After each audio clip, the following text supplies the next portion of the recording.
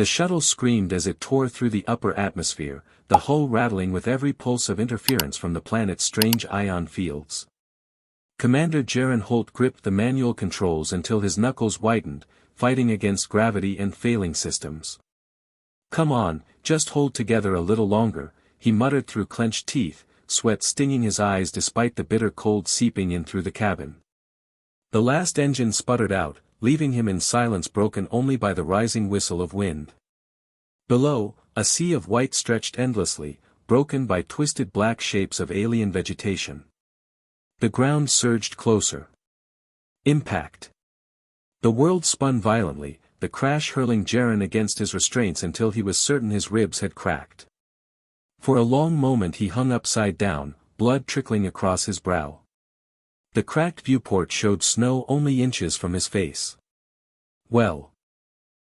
That could have gone better," he muttered, releasing the harness and dropping onto what used to be the ceiling.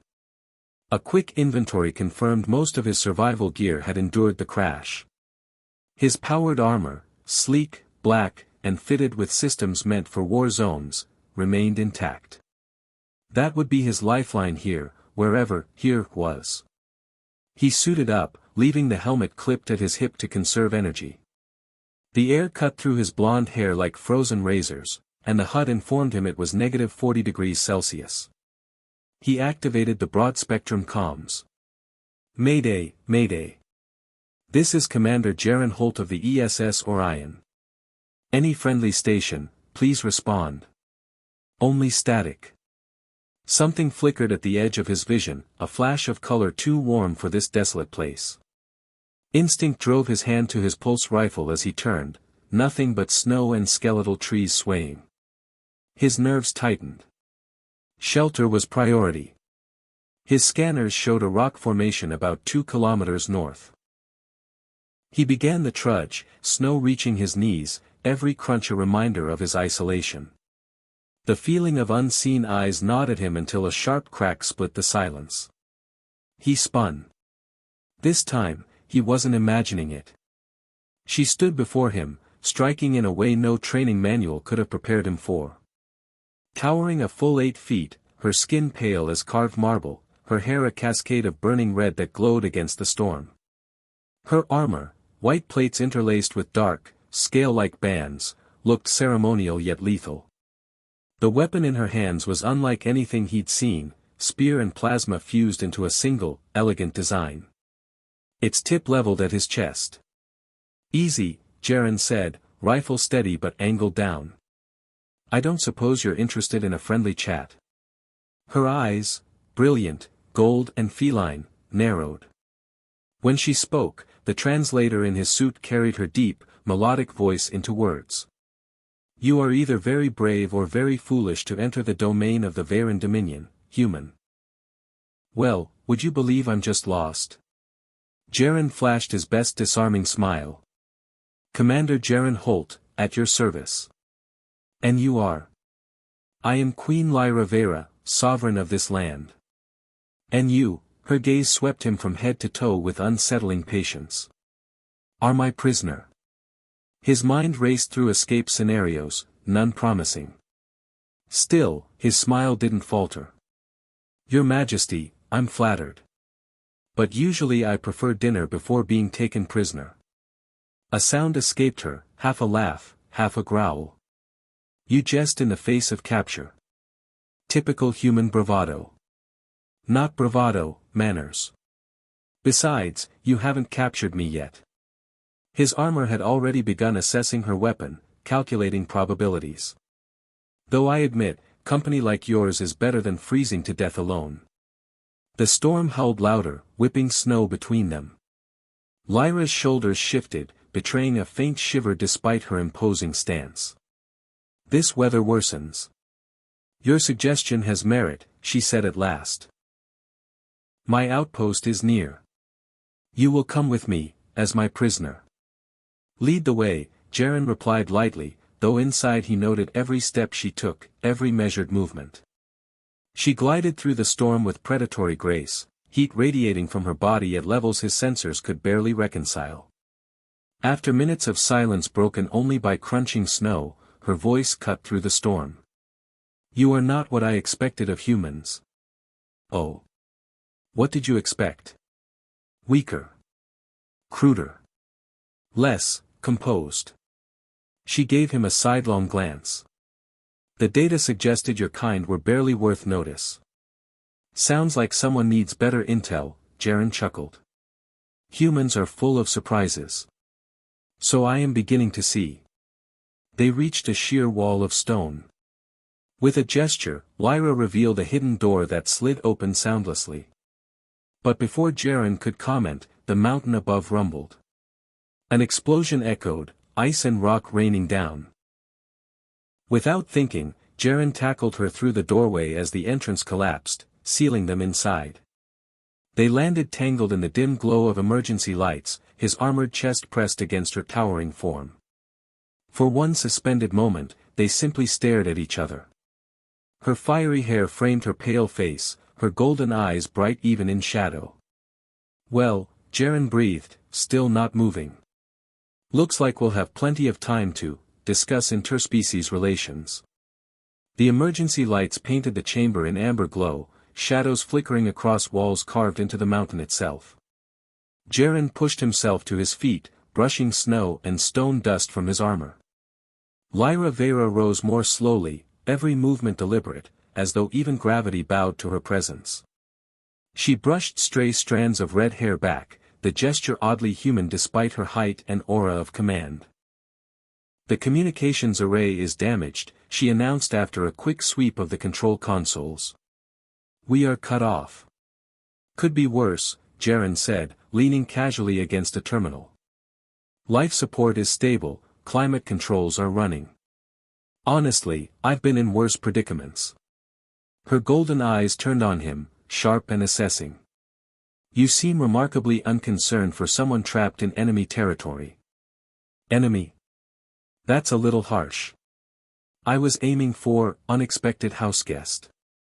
The corners of her mouth twitched, the closest thing to amusement he'd seen yet. Persistent attempts at charm. Is this how humans always behave under threat? Depends on the company. In this case? Absolutely. The silence stretched. She circled him slowly, her gaze lingering with unnerving focus. Jaren's suit quietly logged her biometrics, heart rhythms unlike anything human, core temperature blazing high enough that even this bitter mountain air seemed tolerable to her. His readings spiked as she drew nearer. You dare scan me? She asked, voice low, dangerous. Standard procedure, he replied, unflinching. And fascinating results. You're warmer than any human could endure. And, he smiled faintly, your chemistry changes when you get close to me. A faint flush rose against her pale skin, startling against the white. For the first time, she looked less like a queen carved from ice and more like a woman caught off guard. You are presumptuous, Lyra murmured, though she didn't step away. Maybe. Or maybe I'm just paying attention. Her towering form loomed inches away now. One hand lifted, brushing lightly across the cut above his eye from the crash. The touch was startlingly gentle. Fragile, she whispered. So brief-lived compared to my kind. Yet you show no fear. Should I be afraid? Jaren asked softly. Yes.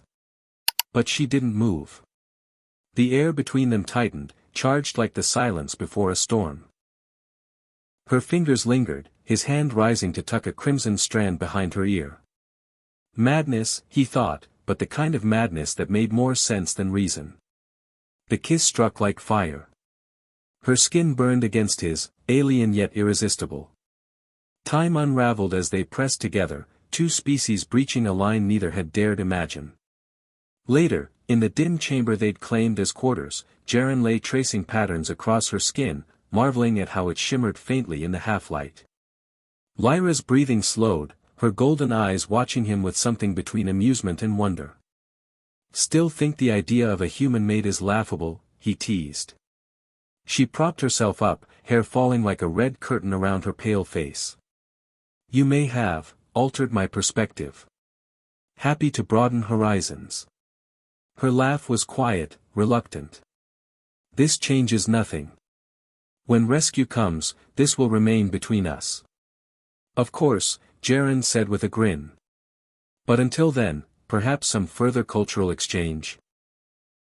For science, she said gravely, though her eyes betrayed her. For science, he echoed. The walls groaned suddenly, a tremor shaking dust from the ceiling. Warning lights flashed red. That's not good, Jaren muttered, already pulling his armor back on. The explosion earlier must have destabilized the mountain, Lyra said sharply, snapping into command mode. The corridor buckled under another shockwave. Equipment toppled. Stone cracked overhead. Time to go. Jaren shouted. The maintenance shaft was barely wide enough for him, and Lyra's tall frame strained against its confines. Still, they climbed, armor servos whining, his suit light slicing through the narrow passage. You're unusually quiet back there, Jaren called, trying for levity. Focus, came her clipped reply, though her voice carried distraction rather than command. They reached a sealed hatch. Bracing against the walls, Jaren pushed with the full power of his suit until the lock hissed open.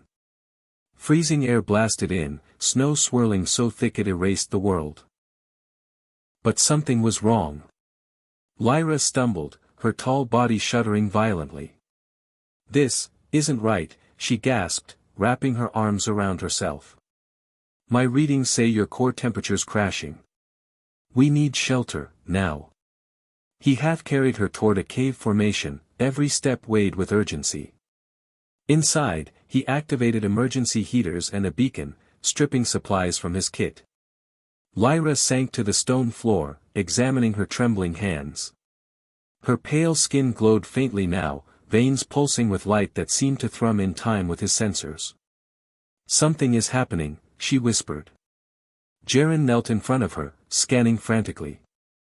His HUD scrolled with incomprehensible results. Talk to me. What do you feel? Everything, brighter. Stronger. Alive. Her eyes glowed with literal golden fire now. And something else. Growing. The scan pinged, readings so improbable Jaren almost dismissed them. His voice caught.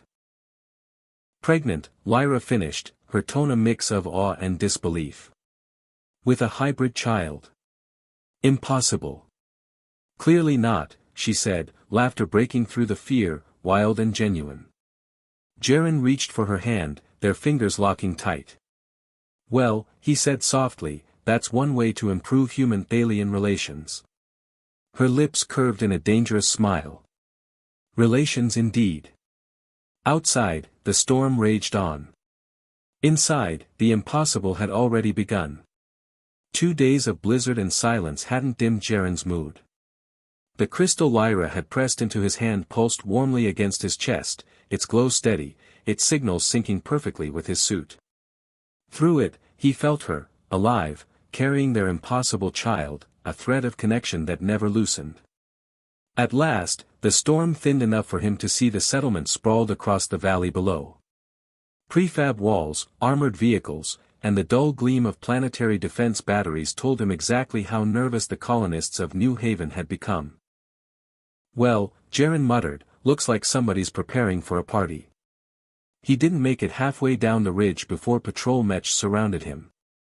Powered armor troops snapped rifles up, their lenses tracking his every move. Commander Holt, a voice called from behind the rifles. He froze, then grinned. Depends who's asking. Out stepped Colonel Mira Kalen, battle-hardened and sharp-eyed, her scarred face splitting into a rare smile. By the stars, you're supposed to be dead. The Orion reported your shuttle lost 3 days ago. Good to see you too, Colonel. He gestured toward the heavy weaponry ringing the settlement. What's with all the fireworks? Her smile thinned. Better we talk inside. The command center buzzed like a hornet's nest. Tactical maps lit the air, showing troop movements across multiple systems. Analysts barked numbers, pilots relayed orbital scans, and everyone moved with the coiled urgency of war. The Varen Dominion is fracturing, Mira explained, guiding Jaren toward a quieter console. Their queen vanished days ago. Rumors fly, factions are mobilizing. Some whisper she carries something unnatural. Jaren kept his face carefully blank. And the humans? Preparing for the worst. Mira tapped the display, pulling up footage of a towering Dominion officer in ornate silver armor. That's High Commander Kale Dravik. He claims the Queen was compromised by human infiltration. Calls her condition proof of biological sabotage. Sabotage? Jaren let out a low whistle. That's creative. Creative enough that he's rallying purist factions. A preemptive strike is on the table. Before Jaren could respond, alarms flared, crimson light sweeping across the room. Multiple ships entering orbit, an officer reported. Dominion Royal Guard signatures. Battle stations. Mira snapped. But the main screen lit with something else, someone else. Lyra Vera. She stood in her command regalia, red hair blazing against white armor, her golden eyes commanding attention even across the void. The chamber fell into stunned silence. People of New Haven, she said, her voice echoing across every channel. I am Queen Lyra Vera. I come seeking asylum. Chaos erupted. Officers shouted, systems pinged, arguments boiled. Myra's jaw clenched. It's a trick, she hissed. It has to be. But Jaren had already stepped forward, the crystal pulsing wildly in his chest. Majesty, he said softly, eyes locked on hers through the screen. Her gaze found him instantly. And she smiled, small but fierce. Commander Holt. I trust you've been well. Better, now, he answered without hesitation. Good, she said, with a wicked glint that made half the command crew flush. I find myself missing our scientific discussions. Before anyone could react, new signatures flared on the orbital map. More Dominion warships, these flying Kale Dravik's banners. His hologram flickered into the chamber, towering, armored, his sneer cutting like a blade. So, he boomed, our queen reveals herself at last, in the arms of the very humans who corrupted her. The only corruption here, Lyra snapped, her tone sharp as plasma, is your obsession with outdated purity. Dravik's laugh was cold. You carry an abomination. It must be purged. And the human vermin exterminated. Jaren stepped forward, arms folded. Hey, tall, dark, and fascist, that's my abomination you're talking about. Silence. Dozens of officers froze. Mira buried her face in her hands. Lyra's laughter rang out, bright and genuine. My love, I suppose that is one way to announce it. Dravik's face twisted in fury. You dare claim. Oh, I dare plenty, Jaren cut him off, grinning sharp enough to draw blood. Including knocking up your queen. Guess what? Turns out humans and Varens aren't so different after all. This is impossible. Lyra placed one pale hand on her abdomen, her golden eyes burning. And yet, here we stand. Our child is not corruption, it is evolution. Half your fleet already supports me. How many still follow you, Dravik? As if summoned, new ships dropped from hyperspace, their banners Lyra's, not his. The balance shifted. Dravik's smile turned deadly. So be it. We cleanse you both. Orbital weapons powered up, glowing across tactical screens. Lyra turned, calm despite the storm. Commander Holt, she said, her voice a blade and a promise. Would you care to help me put down a rebellion? Jaren rolled his shoulders, the crystal pulsing hot in his chest. Thought you'd never ask, Your Majesty. The stars above New Haven lit with fire as two empires clashed. The void above New Haven turned into a storm of light and fire. Kale Dravik's fleet moved with fanatic precision, their plasma volleys lashing out in blinding arcs. But Queen Lyra's loyalists responded in kind, weaving patterns of defiance through the chaos. On the bridge of the Dominion flagship Eternal Dawn, Jaren stood beside Lyra, his combat suit jacked directly into the ship's tactical grid. Holograms bloomed around him, dozens of battles unfolding at once, each one screaming for command. "Your methods are unconventional," Lyra murmured from her command throne, watching as he redirected entire wings with gestures that bent Dominion doctrine. "Humans are good at improvising," Jaren replied, fingers dancing through displays. "Also good at turning enemy fire back on itself." As if to prove his point, he reprogrammed a missile volley mid-flight, sending it spiraling back into Dravik's own cruisers. Lyra's smile was fierce. "Impressive."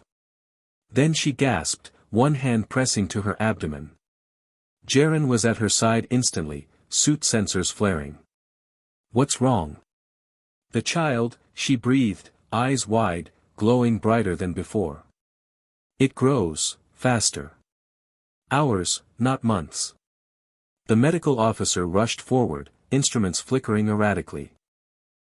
"Accelerated hybrid gestation. My queen, you cannot remain here." Lyra waved him off, teeth bared in determination. "I am fine." But Jaren saw the strain beneath her poise. He brushed a hand against her pale cheek, lowering his voice. "If you say you're fine, I'll believe you. But I'm not letting you do this alone." Before she could answer, alarms screamed, Dravik's flagship cutting through the battlefield like a predator. His forces boarded the Eternal Dawn, heavy signatures punching straight toward the medical bay. "Of course," Jaren muttered. "Because this wasn't complicated enough already." Lyra gripped his arm with strength that shook his bones. "Protect our child. I'm not leaving you." "You won't," she whispered, pressing the crystal hard against his chest. "We're connected now. Go." Her golden eyes gleamed with fire. "And make that pompous fool regret ever crossing us." The corridors became war zones. Dominion purists poured in, their ceremonial armor clashing against human rifles and loyalist blades. Jaren's suit amplified his every move, the crystal humming like a second heartbeat as he carved paths through Dravik's troops. "Attention all hands," his voice rang shipwide. "We've got uninvited guests. Let's give them a proper welcome." Both human and Dominion crew rallied, weaving tactics together with uncanny synchronicity. Jaren set charges, collapsed choke points, and drove the purists exactly where he wanted them, straight into kill zones. Still, Dravik advanced. Jaren reached the rear access to the medical bay just as the High Commander himself crashed through, his silvered armor glinting with fanatic rage. "Stand aside, human," Dravik growled, voice like steel. "This is beyond you." "Actually," Jaren drawled, cracking his neck, "this is exactly about me. And my kid." Dravik's eyes narrowed. "Your primitive bloodline ends here." But before he could strike, the medical bay erupted in blinding light. The ship trembled as if reality itself bent inward. Energy cascaded through bulkheads, humming with impossible resonance. The birth. Jaren staggered back, shielding his eyes as the crystal on his chest shattered, its power fusing into the phenomenon.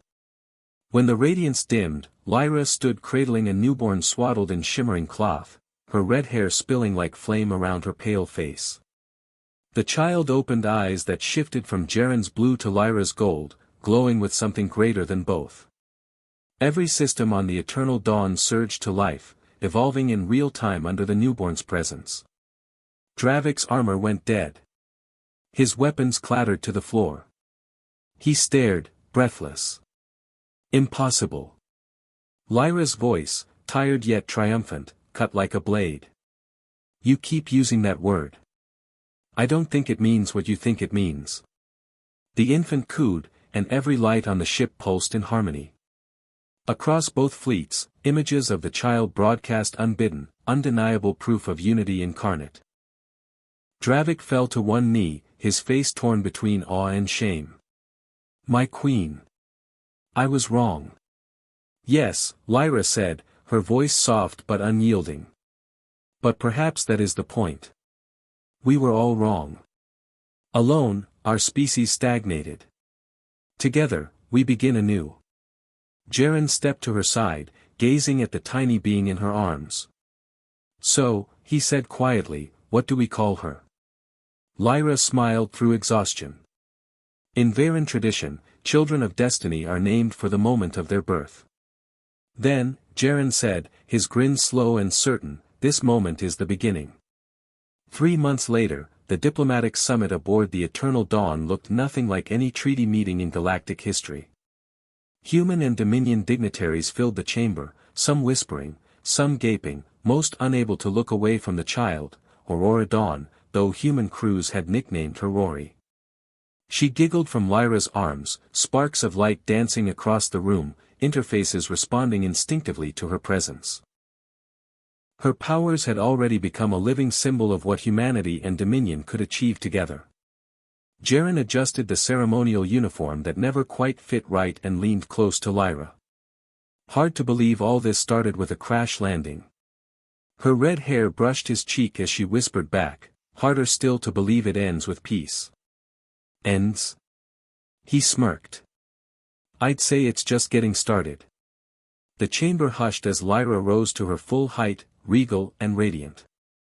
Representatives of Earth and the Varen Dominion, she declared, we gather not to divide, but to unite. Our child proves what was once impossible. The future belongs not to the old fears, but to us, together. Jaren slid an arm around her waist, grinning at the scandalized murmurs. And if anyone doubts it, we're happy to provide further demonstrations. Lyra's golden eyes glittered with mischief. For science, of course. The crowd erupted, some in laughter, some in cheers. Rory giggled again, and every light in the chamber pulsed in perfect rhythm, as if the galaxy itself were laughing with her. A new future had begun. And that, my friends, is how one crash landing rewrote the fate of 2 civilizations. What began with a desperate fight for survival in the snow ended in something no one could have predicted, a union that shattered ancient walls, a child who embodied the impossible, and an alliance that turned bitter enemies into partners in shaping the stars.